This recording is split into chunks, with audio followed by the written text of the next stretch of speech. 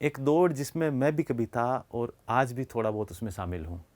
आपके जैसे पता नहीं कितने ही लोग उस दौड़ के लिए भाग रहे हैं, उस सपने के लिए भाग रहे हैं। उनकी लाइफ में एक दिन बहुत महत्वपूर्ण होता है, सिविल सर्विसेज डे। 21 अप्रैल को मनाया जाता है ये भारत में। ये भारत में 21 अप्रैल को क्यों मनाया जाता है, भारत में सिविल सेवाओं का विकास कैसे हुआ, आपको यहाँ पर कुछ विजुअल्स दिख रहे होंगे। इस विजुअल में हमारे प्रधानमंत्री मोदी जी एड्रेस कर रहे हैं सिविल सर्वेंट्स को, और दिन है सिविल सर्विसेज डे जो कि 21 अप्रैल को मनाया जाता है। यहाँ पर बात ये तो हम करेंगे ही करेंगे कि 21 अप्रैल को ये क्यों मनाया जाता है, उसके अलावा हम ये भी बात करेंगे कि भारत में सिविल सर्विसेज डे को लेकर इतनी ज़्यादा उदासीनता क्यों है। सिर्फ ये एक राजनीतिक इवेंट बनकर रह जाता है। उसके अलावा यूके में भी सिविल सर्विसेज अवार्ड दिए जाते हैं और उसकी व्यवस्था देखिए किस प्रकार से होती है, उसके विजुअल भी आप देखिए। पहले देखिए, इसमें आप थोड़ा थोड़ा बीच बीच में आके देख लीजिए। हमारे प्रधानमंत्री जी जो हैं और बैठे हैं, और पीछे चलो ठीक है जितने लोग बैठे हैं सुन रहे हैं वो सिविल सर्वेंट्स ही होते हैं। उनको अवार्ड दिया जाता है इस दिन को, अलग अलग कैटेगरीज बनी हुई हैं, उन कैटेगरीज में उनको अवार्ड दिया जाता है। और मैं आपको एक विजुअल दिखाता हूँ यूके का, ये वहाँ का आप विजुअल देखिए। ये यहाँ का विजुअल है। आप इसमें खैर कोई ज़्यादा नहीं है, काफ़ी प्रेस्टिजियस अवार्ड माना जाता है यूके में ये, और बहुत ही शानदार तरीके से सेलिब्रेट किया जाता है और काफ़ी इसको रिकॉग्नाइज़ किया जाता है। अलग अलग कैटेगरीज में वहाँ भी दिया जाता है। तो देखिए विजुअल से आप आइडिया लगा सकते हो कि वहाँ का ये जो अवार्ड है कितना, मतलब कि कितना ग्लैमर है इसमें, है ना। और वैसे इंडिया में जो है एक मात्र राजनीतिक इवेंट बन के रह जाता है। और मेरा मकसद यहाँ पर ये नहीं कि मैं इसको ग्लैमराइज करना चाहता हूँ इस अवार्ड को, लेकिन वहाँ पर लोग जानते हैं कि किसको अवार्ड दिया जा रहा है, किसको अवार्ड नहीं दिया जा रहा है। तो मेरा सवाल आपसे यही है कि क्या आपको पता है कि इस साल का सिविल सर्विसेज में जो कैटेगरी है उसमें अवार्ड किस किस को दिया जाएगा? क्या आपको पता है कि पिछले साल किसको दिया गया? देखिए, हमें कोई मतलब नहीं है, हम तैयारी ज़रूर इस बात की कर रहे हैं कि हमें सिविल सर्वेंट बनना है, परंतु इन चीज़ों पर हमारा ध्यान कभी गया ही नहीं। सिविल सर्विसेज डे के बारे में आपको तब पता चलता है जब कोई कोचिंग इंस्टीट्यूट आपको एक तरह से अपना खुद का प्रमोशन करने के लिए अपने यूट्यूब के चैनल पे या फिर जो भी उसके अपने खुद के जो ऑफिशियल चैनल्स होते हैं या स्टेटस पे लगा दिया जाता है कि चलो ठीक है, बधाई हो सिविल सर्विसेज डे की, आपको बधाई हो। वो एक तरह से आपको फील करवाना चाहते हैं कि देखिए आप भी सिविल सर्विसेज के लिए दौड़ रहे हो, तो देखिए ये दिन आपकी लाइफ में इंपॉर्टेंट होना चाहिए, आप उससे थोड़ा अट्रैक्ट होते हो। खैर मुझे भी कोई और चीज़ें मेरे लिए भी मैटर करती हैं, लेकिन इस दिन मैं भी थोड़ा सोचता हूँ अच्छा आज सिविल सर्विसेज डे है। तो खैर ये बात है। तो हम आगे इसके बाद पहले ये देख लेते हैं। देखिए कि जो अवार्ड जो है आपको शायद ही पता होगा और कभी सोचा भी नहीं, आपने कोशिश भी नहीं की होगी कि ये अवार्ड किसको दिया जाएगा। देखिए इस साल के लिए जो अवार्ड जो है, देखिए इनोवेशन में राजेश भूषण जो कि आईएएस हैं उनको दिया जाएगा। ये ministry of health and family welfare में इन्होंने अच्छा काम किया है। किसके लिए? देखिए कोविड-19 का जो वैक्सीनेशन प्रोग्राम था उसके लिए उन्होंने अच्छा काम किया था, उसके लिए प्रधानमंत्री द्वारा इनको अवार्ड दिया जाएगा। एक है अनुराग जैन जो कि आईएएस हैं, सेक्रेटरी किसके? Department of promotion of industry and DPIIT, ठीक है। किसके लिए? पीएम गति शक्ति नेशनल मास्टर प्लान, ठीक है, उसके लिए इनको दिया जाएगा बाद में। फिर उसके बाद में आप देखिए एक प्रिंसिपल सेक्रेटरी हैं गुजरात के, एक आईएएस हैं, उनको दिया जाएगा। और बाद में इसमें इनोवेशन डिस्ट्रिक्ट वाली कैटेगरी में किसको दिया जाएगा वो आप देख लीजिए, रविंद्र कुमार मंडेर हैं, आईएएस हैं, ठीक है। फिर उसके बाद में है सनी के सिंह, आईएएस हैं, ठीक है। स्वच्छ जल यानी कि उसकी कैटेगरी है, उसमें एम आरती आईएएस हैं, भव्या मित्तल आईएएस हैं। फिर उसके अलावा बाद में अभिषेक आनंद हैं, एम नागराजन हैं, और भी हैं देखिए। तो खैर ऐसे करके काफ़ी लोगों को अवार्ड दिया जाता है। पिछले साल देखिए कि ऐसे करके पिछले साल भी काफ़ी लोगों को अवार्ड, काफ़ी लंबी सारी कैटेगरी बनती है, काफ़ी लोगों को ये अवार्ड दिया जाता है। अब बात आती है सिविल सर्विसेज के बारे में कि ये कैसे आई और इस किस तरह से आज का जो नेचर है वो बना सिविल सर्विसेज का। देखिए सिविल सर्विसेज बहुत ही ज़्यादा प्रेस्टिजियस जॉब मानी जाती है। आज के टाइम में हर मिडिल क्लास पेरेंट्स जो हैं वो ये चाहते हैं कि उनका बच्चा आईएएस बने। जो कि फर्स्ट जनरेशन में जो आईएएस रहे हैं तो वो तो चलो ठीक, कुछ और भी सोच सकते हैं कि चलो ठीक है अपना पैशन फॉलो करो, लेकिन अपने आप पैशन फॉलो करने की इजाज़त नहीं दी जाती। कमाओ, कोई नौकरी करो। तो फिर आज के टाइम में क्या युवाओं ने सोच लिया कि चलो ठीक है अब बहुत हो गया, उन नौकरियों से ऊब गए, तो अब ये एक नौकरी बचती है, तो सब इसके पीछे दौड़ पड़े। और दौड़े भी क्यों नहीं, क्योंकि इसको इतना ग्लैमराइज किया गया। लेकिन मैं आज आपको कह रहा हूँ कि जिस तरह से कभी किसी टाइम पे आईआईटी यानी कि जो बीटेक का जो हाल हुआ था, जिस टाइम एक बार के लिए सभी लोग बीटेक के पीछे दौड़े थे, कभी एमबीए के पीछे दौड़े थे और लास्ट में उस फील्ड को निचोड़ के रख दिया, अब उनको कोई नहीं पूछ रहा, ये हालत हुई ना। तो वैसे ही ये हालत इसकी भी आज नहीं तो कल हो जाएगी, क्योंकि जब सभी लोग हर आदमी जो चाहे खुद को उसकी पोटेंशियल का पता हो या ना हो, लेकिन सभी इस दौड़ में लगे पड़े हैं। तो सबका अपना अपना वो है, करिए भाई, मैं तो क्यों मना कर रहा हूँ। तो हम बात करेंगे भारत में सिविल सेवाओं का विकास कैसे हुआ। देखिए, सबसे पहले तो आप एक सिविल जो वर्ड है ये सुनते हैं, जो आर्मी वाले लोग हैं वो कहते हैं सिविलियंस, तो निकल कर वहीं से आया। आर्मी, ये जो ईस्ट इंडिया कंपनी थी, उसकी जो नेवी और जो मिलिट्री थी, वहाँ पर क्या था कि जो मिलिट्री में कोई भी आदमी या फिर नेवी में कोई भी आदमी कोई कॉमर्शियल पर्पज़ के लिए कोई काम करता था ना, कॉमर्शियल काम जो करता था, उनको सिविलियंस कहा जाता था। और वो आज भी आर्मी यूज करती है, सिविलियंस किसी भी रूप में वो करती है वहाँ पर, यानी कि उसकी उस सर्विस को सिविल सर्विस बोल दिया जाता था। तो सिविल सर्विस का जन्म इस प्रकार से हुआ। फिर उसके बाद में सबसे पहले 1772 में वारेन हेस्टिंग्स जो थे, इन्होंने एक चीज़ लेके आए थे, ये इन्होंने फॉर्म किए थे न्यायिक सुधार। न्यायिक सुधार में इनका काफ़ी बड़ा योगदान माना जाता है। तो इस दौरान इन्होंने क्या किया था, डीएम का पद क्रिएट किया था, डिस्ट्रिक्ट मजिस्ट्रेट, जिसे आज आप बोलते हो ना कलेक्टर को, डीएम। तो ये शब्द वहाँ से आया हुआ है। इस डीएम के पास दो टाइप की शक्तियाँ थी, एक तो कार्यपालक यानी कार्यपालक शक्तियाँ, और एक न्यायिक शक्तियाँ भी थी, न्यायिक शक्तियाँ भी थी। इनके बाद में आते हैं कानवालिस। कानवालिस का दौर काफ़ी लंबा रहा। उस दौरान वो क्या करते हैं कि जो डीएम जो था, कानवालिस क्या करते हैं, डीएम की जो न्यायिक शक्तियां थी उनको अलग कर दिया और कार्यपालक को अलग कर दिया। लेकिन यहां पर आपको ध्यान देने लायक बात यह है कि कानवालिस को भारत में सिविल सेवाओं में सुधार का पितामह कहा जाता है। क्यों कहा जाता है? क्योंकि इस टाइम तक जो सिविल सेवा थी, इसमें जो पदस्थ जो भी यूरोपियंस होते थे, उनमें बहुत ज़्यादा करप्शन हुआ करता था, बहुत ज़्यादा करप्ट ऑफिसर होते थे और बहुत ही यंग होते थे। इसके पीछे देखिए रीजन को आप समझिए। पहले क्या था कि जब कंपनी आई यहाँ पर इंडिया में, तो कंपनी क्या है कि अपने आप से मनोनीत करती थी, उसको बोला जाता था covenant, CCS, covenant civil service. इसको हिंदी में बोलते हैं अनुबंधित सिविल सेवा। बोर्ड ऑफ डायरेक्टर जो था वो खुद से मनोनीत करता था जो सिविल सेवा में अधिकारी थे, और इनमें कोई भी भारतीय नहीं जा सकता था। इनकी आयु भी बहुत ज़्यादा कम होती थी, बहुत ज़्यादा उस टाइम एनर्जी मान लीजिए, या फिर थोड़ा सा बहुत कम उम्र में जब बड़ी पावर मिल जाती है तो इनका एक तरह से अत्याचार जो है वो भी भारतीयों के ऊपर बढ़ जाता था। तो उस दौरान क्या कि भ्रष्टाचार उसमें आ जाता था और अपनी मनमानी शक्तियां उसमें आ जाती थी। तो कानवालिस ने उसमें सुधार किया। कानवालिस ने पहला सुधार तो ये किया कि न्यायिक और कार्यपालक शक्तियों को अलग कर दिया। फिर उसके अलावा इन्होंने क्या किया कि वेतन में बढ़ोतरी कर दी। उसके अलावा कुछ और किया कि गिफ्ट वगैरह ये सब लेनी, उपहारों पर रोक लगा दी। उपहारों पर रोक लगा दी कि आप किसी से गिफ्ट वगैरह नहीं ले सकते हो। अब भाई साहब, कोई आदमी गिफ्ट, चलो ठीक है, गिफ्ट ना ले तो इसका मतलब वेतन में बढ़ोतरी हो मत, ज्यादा पैसा मिल रहा है तो लेने की जरूरत नहीं है। भाई कोई भी करप्शन क्यों करता है? क्योंकि जब उसकी सैलरी बहुत कम होती है, उसके खर्चे ही नहीं चल रहे हैं, तो फिर वो क्या करता है कि टेबल के नीचे से लेने की कोशिश करता है। तो ये चीज, इस चीज को कानवालिस ने समझा और बाद में वेतन में बढ़ोतरी कर दी। फिर उन्होंने एक ये किया कि जो अच्छा काम करेगा या फिर जो वरिष्ठ होगा, तो जो प्रमोशन जो होगा वो वरिष्ठता के आधार पर होगा। प्रमोशन होगा जो वरिष्ठता के आधार पर होगा, वरिष्ठता के आधार पर होगा। इन्होंने, कानवालिस ने एक चीज और की थी कि जो एसपी का जो पद आज आप देखते हो वो कानवालिस ही लेके आए थे। डिस्ट्रिक्ट एसपी का जो आप पद देखते हो वो भी कानवालिस लेके आए थे। तो इन्होंने इस तरह से मोटा काम किया था भारतीय सिविल सेवाओं में हेस्टिंग्स के बाद में। तो इसलिए इन्हें भारत में सिविल सेवाओं के सुधार का पितामह कहा जाता है। इन सब के बावजूद कानवालिस जो है वो एक ऐसी चीज बोल के चला गया कि जिसमें वो ये कहता है कि भारतीय जो हैं वो उच्च पदों पर जाने के लायक नहीं है। उन्होंने एक तरह से रेशियल डिस्क्रिमिनेशन की थियरी दी कि भारतीय जो है वो शासन करने के लायक है ही नहीं, एक्चुअली इनमें बुद्धि नहीं होती। तो इसी के आधार पर इन्होंने एक, देखिए, जो ये जो CCS जो था, यानी कि कोवेनेंट सिविल सर्विस, एक तो ये जो चीज चल ही रही थी। दूसरा इन्होंने एक UCS, अनकोवेनेंट सिविल सर्विस, इस पे क्या कि इस पे भारतीय आ सकते थे, लेकिन ये बहुत नीचे की सर्विस होती थी, यानी कि उच्च पद नहीं होते थे। तो ये सिस्टम कब तक चल रहा था? कानवालिस के यहां तक चल रहा था। अब इसके बाद में आते हैं वेलेजली। तो वेलेजली ने क्या किया कि भाई जो भी आते थे, जो भी ईस्ट इंडिया कंपनी के जो डायरेक्टर्स थे, वो जिनको भी मनोनीत करते थे, उनको ट्रेनिंग देने के लिए 1800 में एक कॉलेज खोला।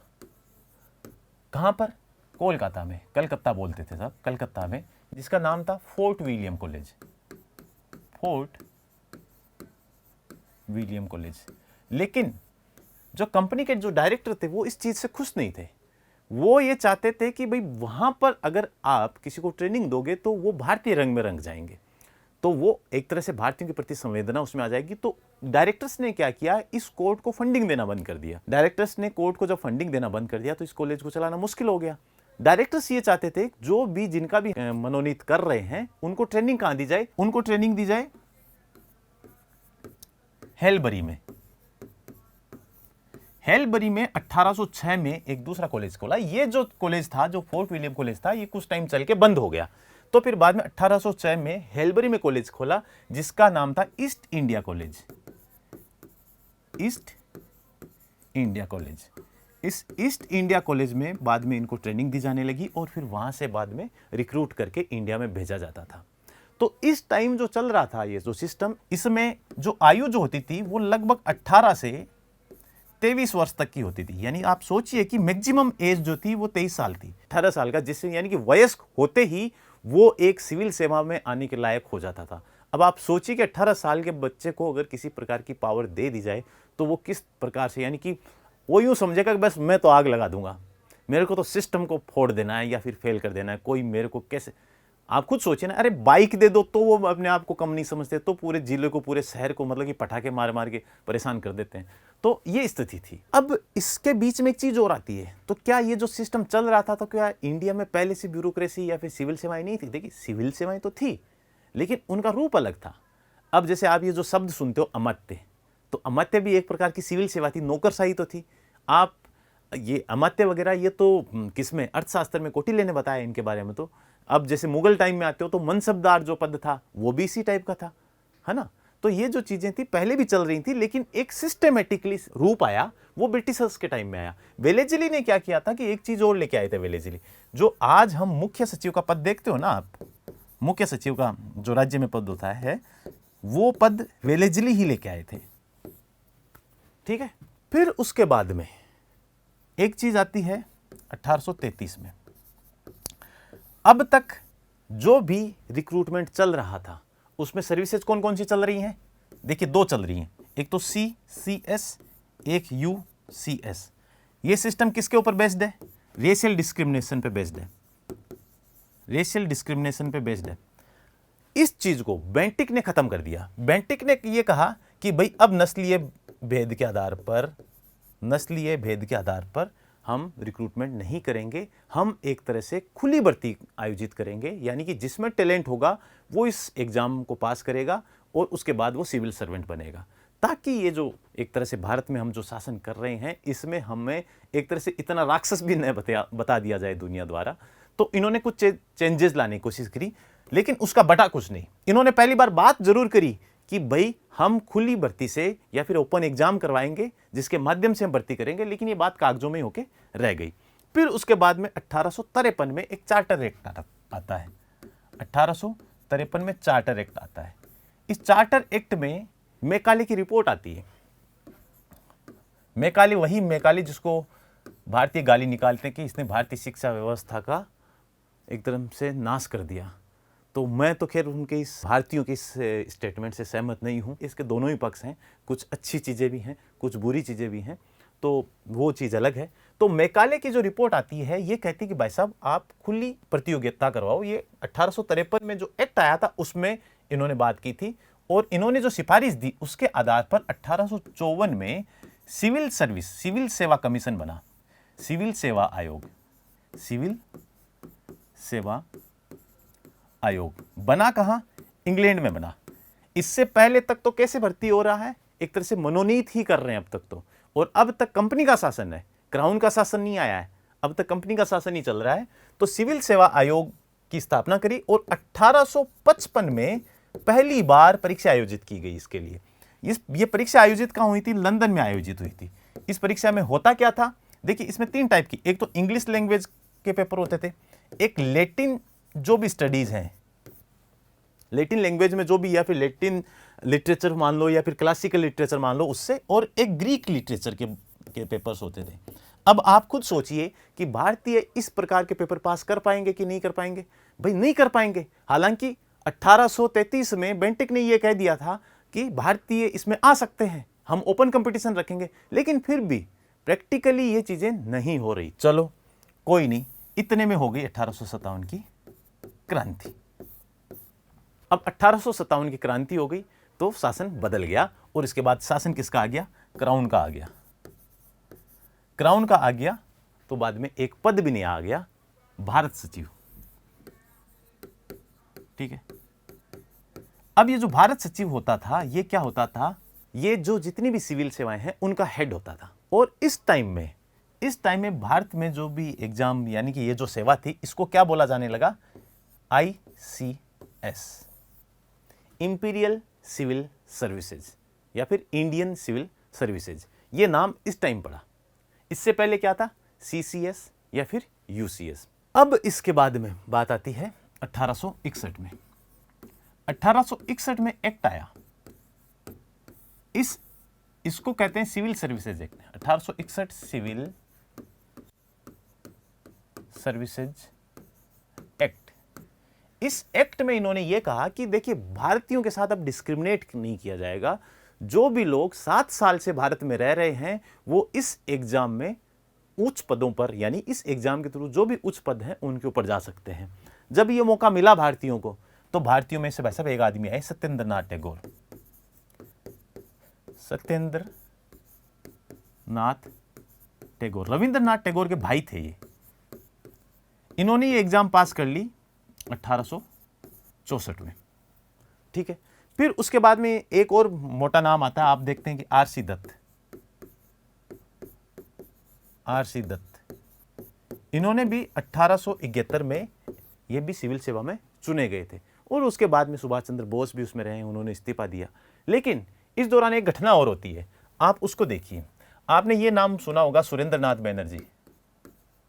सुरेंद्र नाथ बैनर्जी, ये बोर्ड के क्या हो गया है, जो भी है, सुरेंद्र नाथ बैनर्जी, इनका नाम सुना होगा। इन्होंने क्या किया था? 1876 में एक एसोसिएशन बनाया था, इंडियन एसोसिएशन।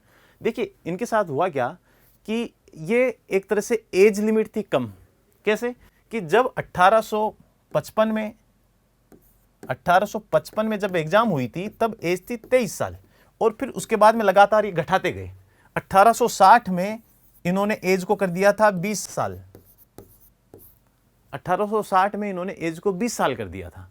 तो इसलिए एज की वजह से इनको मौका नहीं मिला, और एज की वजह से ये एग्जाम में बाहर हो गए थे। तो इन्होंने क्या कि फिर उसका विरोध किया, धरना प्रदर्शन किया। इन्होंने कहा कि भाई तुम भारतीयों को लेना नहीं चाहते, और सिविल सेवाओं का भारतीयकरण करने के लिए इन्होंने प्रदर्शन किया। तो इससे पहला सिविल सेवा यानी कि ब्यूरोक्रेसी के लिए पहला सिविल सेवा एक तरह से प्रदर्शन माना जाता है इसको। तो ये आपके एग्जाम के हिसाब से पहला सिविल सेवा के लिए प्रदर्शन जो है वो किसने किया था? ये इंडियन एसोसिएशन के नेतृत्व में सुरेंद्र नाथ बैनर्जी ने किया था।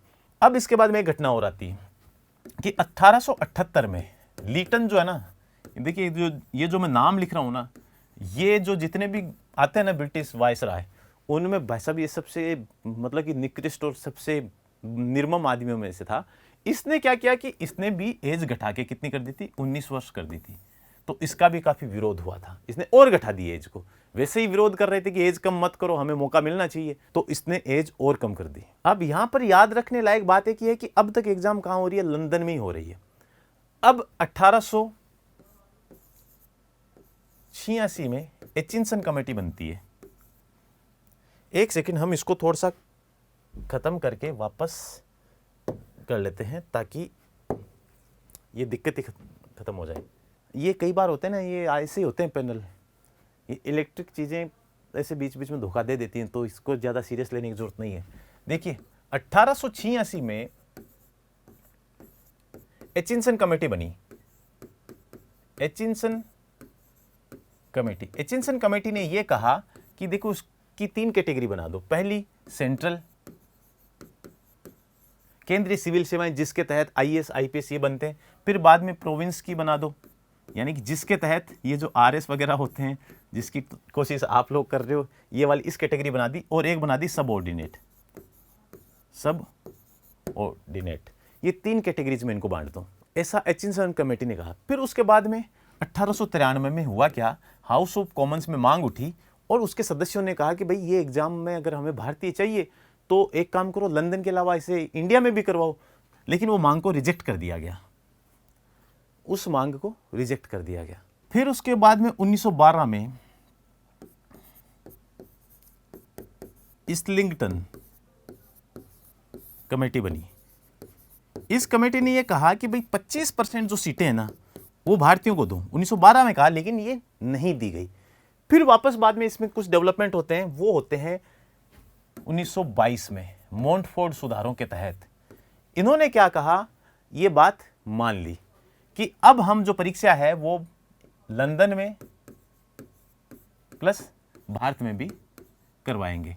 इस बात को स्वीकार कर लिया गया। फिर उसके बाद में 1923 में ली आयोग बना। देखिए, ली आयोग दोनों चीज़ों के लिए इसने काम किया था। एक तो किया था पुलिस के लिए, पुलिस सुधारों से जुड़ा हुआ था ये, और दूसरा जो सिविल सेवा है यानी कि उसमें इन्होंने क्या कहा कि देखो 40% सीटें जो हैं ऊपर की वो किसको दो, उन पर यूरोपियों को ही रखो, आप यूरोपियों के लिए आरक्षित करो, लेकिन 40% सीटें आप भारतीयों को भी दो। फिर बाद में जो बची हुई 20% सीट है ना, उसमें आप प्रमोशन दो, जो प्रोविंस के अंदर जो भी सिविल सेवा है, जो प्रोविंस की सिविल सेवा है, उसमें से प्रमोट करके इसमें लेके आओ। और इसके अलावा एक बात और इन्होंने कही कि आप लोक सेवा आयोग की स्थापना करो, लोक सेवा आयोग की स्थापना करो। फिर उसके बाद में 1926 में स्थापना हो जाती है किसकी, लोक सेवा आयोग की, लोक सेवा आयोग की। अब इसके पहले अध्यक्ष थे, पूरा नाम तो मुझे याद नहीं है, बारकर करके कुछ थे, ठीक है, इसके पहले अध्यक्ष थे ये बारकर। अब उसके बाद में बात आती है 1935 की। देखिए 1935 का जो अधिनियम था, इसने काफी कुछ डेवलपमेंट आए। यहां तक तो देखिए अंग्रेज या फिर यूरोपीय लोग ही ज्यादा थे। इन्होंने क्या कहा कि ये जो लोक सेवा आयोग है, इस लोक सेवा आयोग को नाम दिया जाए FPSC, federal public service commission. और इसकी स्थापना पहले कहां करी, इलाहाबाद में, इलाहाबाद में स्थापना होगी। लेकिन उसके बाद में इलाहाबाद में ना होके ये आ गया दिल्ली में। और इसी अधिनियम के तहत ये बात भी की गई कि प्रोविंस PSC यानी कि राज्यों में भी लोक सेवा आयोग की स्थापना की जाए। लेकिन जो भारत का सबसे ज्यादा आगमन हुआ सिविल सेवाओं में वो हुआ 1939 के बाद। 1939 के दौरान जो भी लोग थे उनकी रुचि, यूरोपीय लोग थे उनकी रुचि थोड़ी कम होने लगी और भारतीय की संख्या इसमें बढ़ने लग गई। इस तरह से भारत में सिविल सेवाओं का विकास हुआ। अब इसमें मोटी मोटी बातें आपको समझ में आ गई होगी कि कौन से आयोग थे, किस तरह से क्या चीज़ें चल रही थी, एज लिमिट क्या थी, किस आदमी ने क्या काम किया, कौन से गवर्नर ने क्या रोल प्ले किया, ये बात तो आपको समझ आ गई होगी। अब सवाल उठता है कि भाई 21 अप्रैल को ही ये क्यों मनाया जाता है। देखिए, भारत जब आज़ाद हो रहा था 1947 में, तो 21 अप्रैल को, इससे पहले डिसाइड हो गया था कि जो अपने वल्लभ भाई पटेल हैं वो अपने गृह मंत्री होंगे। और गृह मंत्री जो थे उन्होंने क्या किया कि 21 अप्रैल को मेटकाफ हाउस में, मेटकाफ हाउस में मीटिंग करी। किससे, जो ट्रेनी जो थे, ट्रेनी सिविल सर्वेंट्स जो थे, उनसे मीटिंग करी। और इसी दिन इन्होंने ये कहा था कि जो सिविल सर्वेंट्स हैं वो स्टील फ्रेम है इंडिया की, स्टील फ्रेम। ये इसी दिन इन्होंने डायलॉग मारा था ये कि जो सिविल सर्वेंट है ये स्टील फ्रेम है इंडिया की। तो 21 अप्रैल को ये घटना हुई थी। मेटकाफ हाउस में इन्होंने एक तरह से एड्रेस किया, उन्होंने जो भी भाषण दिया होगा, जो भी ज्ञान दिया होगा कि देखो भाई ऐसे करना है, अब हम आज़ाद हो रहे हैं, अब ठीक से काम करना है, तुम बहुत महत्वपूर्ण हो, तुम ही देश को चलाओगे, हम तो ऐसे कि आज आए हैं कल चले जाएंगे, इसी प्रकार से हमारी तो उम्र हो चुकी है, तुम्हें देश को आगे लेके जाना है, इस टाइप की बातें करी। लेकिन क्या तब बनाने लग गए थे सिविल सर्विसेज डे? नहीं। 2006 में क्या हुआ, 2006 में विज्ञान भवन में वापस 21 अप्रैल को ही यह घटना हुई और तब से यह कहा गया कि हम इस दिन को सिविल सर्विसेज डे के रूप में मनाएंगे। और इस दिन जिस भी कैटेगरी में या फिर कोई भी सिविल सर्वेंट है, अगर कोई उत्कृष्ट कार्य करता है तो उसको पुरस्कार दिया जाएगा बेस्ट सिविल सर्वेंट का। इस प्रकार से भारत में सिविल सर्विसेज डे का जन्म हुआ और इस प्रकार से भारत में सिविल सेवाओं का विकास हुआ। काफ़ी लंबा प्रोसेस रहा है और आज आप जिस एग्ज़ाम के लिए तड़प रहे हो या फिर जिस एग्ज़ाम का सपना पाले हो, तो आसान नहीं था कि आपको उसमें मौका मिले। पहले कहाँ लंदन में जाके देना पड़ता था, ठीक है ना। अब लंदन हर कोई तो जा नहीं सकता, अभी जात वर्ग के लोग जा सकते थे। आज तो फिर भी मौका है लोगों के पास कि एक सामान्य परिवार से आने वाला व्यक्ति भी ये सोच सकता है कि भाई मैं सिविल सर्विसेज क्रैक करूं, मैं या फिर स्टेट सर्विसेज जो है वो क्रैक करूं, और कर भी सकता है। लेकिन उस टाइम ऐसा नहीं था। आज आपको मौका मिला है तो आप अच्छे से पढ़ें, और बात यहाँ तक ही ख़त्म नहीं होती, एक अच्छे सिविल सर्वेंट भी बने, क्योंकि आखिर में चीज़ें तो देखिए, बन जाओगे उस दिन पर क्या, आज तो टारगेट पाले हो ना कि भाई बनना है, लेकिन बन जाओगे फिर इस टारगेट का क्या करोगे, ये तो पूरा हो गया, तो फिर नया टारगेट लीजिएगा कि है आपको एक अच्छा सिविल सर्वेंट बनना है। और अच्छा सिविल सर्वेंट बनने के लिए सिर्फ और सिर्फ पढ़ाई काम में नहीं आती, बहुत सारी चीज़ें हैं वो भी काम में आती हैं। क्या पता आप एक अच्छा नोवेल पढ़ रहे हो वो आपको कुछ सिखा दे। खैर यहीं तक रखते हैं, चलते हैं, आपको बहुत बहुत बधाई।